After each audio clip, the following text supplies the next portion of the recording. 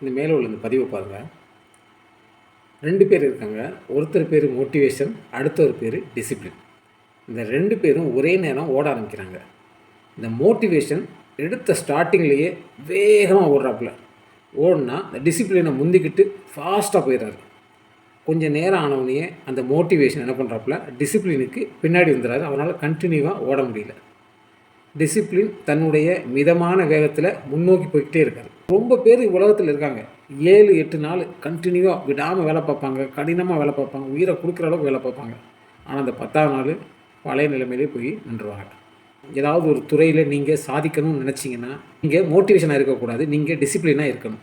மோட்டிவேஷனுங்கிறது ஒரு instant force, ஆனால் டிசிப்ளின்ங்கிறது ஒரு கன்சிஸ்டன்சி ஃபோர்ஸ். அப்படி நீங்கள் டிசிப்ளினாக இருக்கணும்னா நீங்கள் தன்னைத்தானே ஒரு கேள்வி கேளுங்க. இன்றைக்கி உங்களுக்கு வேலை செய்ய பிடிக்கல, இல்லைன்னா ஏதாவது ஒரு சாக்கு போக்கு சொல்லி இன்றைக்கி வேலை செய்யலை நீங்கள் அப்படின்னா நீங்கள் உண்மையிலேயே எத்தனை நபர்களுக்கு பின்னாக போகிறீர்கள் என்பது உங்களுக்கு தெரியுதா? வாழ்க்கையில் முன்னேறணும்னு எல்லாத்துக்கும் ஆசை இருக்கும்.